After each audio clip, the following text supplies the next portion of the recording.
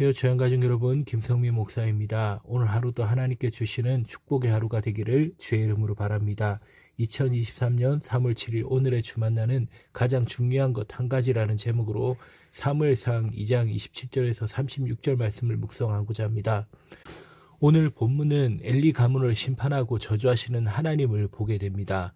엘리 가문을 향한 엄중한 심판과 저주의 말씀을 통해 오늘 우리에게 주시는 교훈이 있기를 바랍니다.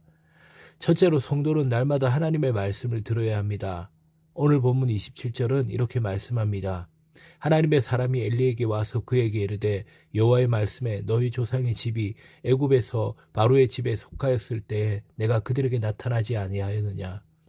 지금 하나님의 사람이 엘리에게 찾아왔습니다. 그리고 그가 하나님의 말씀을 엘리 제사장에게 전달하고 있는 것입니다. 여기서 중요한 점은 하나님께서 엘리 제사장에게 직접 말씀하지 않으시고 이름을 밝히지 않은 하나님의 사람을 통해 말씀하고 계시다라는 사실입니다. 엘리 제사장은 이스라엘 최고 종교 지도자이며 레위 지파 중에서도 아론의 자손으로 선택받은 제사장입니다. 그런데 하나님이 더 이상 엘리 제사장, 이스라엘의 대변자요 하나님의 종으로 생각하지 않는다라는 것입니다.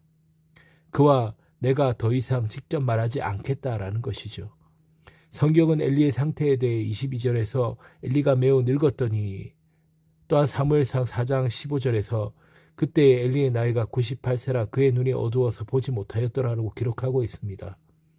이 말씀은 육체적 기력이 쇠했음을 표현하기도 하지만 동시에 영적인 눈이 어두워졌다라는 것입니다. 오늘 본문 뒤에 내일 살펴보겠지만 아이 사무엘도 하나님 말씀을 듣게 됩니다. 그러나 정작 이스라엘 종교 지도자 엘리 제사장은 지금 하나님의 말씀을 듣지 못하고 있습니다.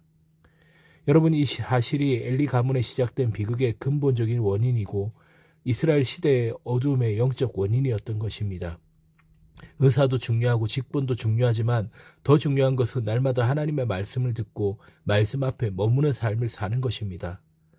여러분, 하나님의 사람은 매일 하나님의 말씀을 들어야 합니다. 오늘 또 우리는 이 아침에 하나님의 말씀을 들어야 합니다.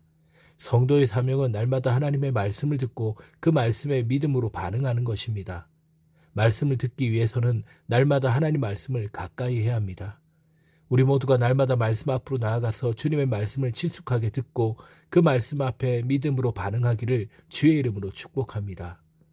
둘째로 성도는 하나님을 가장 존중히 여겨야 합니다. 오늘 말씀은 엘리 제사장 가문에 내리는 하나님의 심판과 저주를 예언하는 장면입니다. 그런데 여기에 나타나는 심판과 저주의 예언을 보면 그 내용이 결코 가볍지 않습니다. 무시무시한 내용들로 가득 차 있습니다. 한마디로 엘리 가문이 감당하고 있던 제사장의 직분을 폐하고 그 특권을 모조리 거두어 가시겠다라는 것입니다. 하나님은 엘리 가문이 하나님의 은혜로 받은 것들을 조목조목 말씀하십니다. 애굽의 종되었던 그들을 택하여 구별하여 제사장까지 되어 하나님의 제단에 올라가서 분향할 수 있었던 특권을 받았습니다.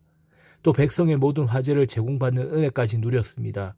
그런데 이제 이 모든 것을 거두어 갈 뿐만이 아니라 영원한 제사장직에 대한 하나님의 약속까지 무효화하시겠다라는 것입니다. 그러면서 하나님은 엘리 가문이 몰락하고 저주를 받는 이유에 대해 다음과 같이 설명하십니다. 29절에 내 아들들을 나보다 더 중히 여겨. 엘리가 하나님보다 자식들을 더 중요히 여겼다라는 것입니다. 엘리는 자신의 아들들의 악행을 바로잡지 못하고 방관하며 방치했습니다. 그런데 하나님은 뭐라고 말씀하십니까? 엘리가 하나님보다 자식들을 더 중히 여겼다. 다른 말로 하나님을 가볍게 생각했다라는 것입니다. 엘리의 죄는 어찌 보면 자신이 하나님 앞에 적극적으로 죄를 범했기보다는 자녀들의 죄악을 방관하고 방치하여 때로는 묵인한 것에서부터 비롯된 것입니다. 그런데 이것이 하나님을 가볍게 여기는 일이 된다고, 이것이 하나님을 없이 여기는 일이라고 말씀하십니다. 혹시 우리 가정에 하나님이 기뻐하시지 않는 부분이 있다는 것을 알면서도 내 자녀의 삶이 그릇된 길로 나아가는 것을 알고 있으면서도 그대로 방치하고 때로는 묵인하는 일은 없습니까? 하나님의 말씀으로 자녀를 경책하지 않습니다. 잘못된 일을 바로잡으려 하지 않습니다. 하나님이 기뻐하시는 길로 돌이키려고 하지 않습니다. 듣지 않는 자녀들을 바라보며 눈물로 기도하며 하나님 앞에 무릎 꿇지도 않습니다. 그런데 이런 일들이 어쩔 수 없는 일이 아니라 내 아들들을 나보다 더 중히 여기는 행동이라고 하는 하나님의 말씀을 우리는 듣게 됩니다. 하나님을 가볍게 여기는 태도, 하나님을 없이 여기는 행동이라고 말씀하시는 것입니다.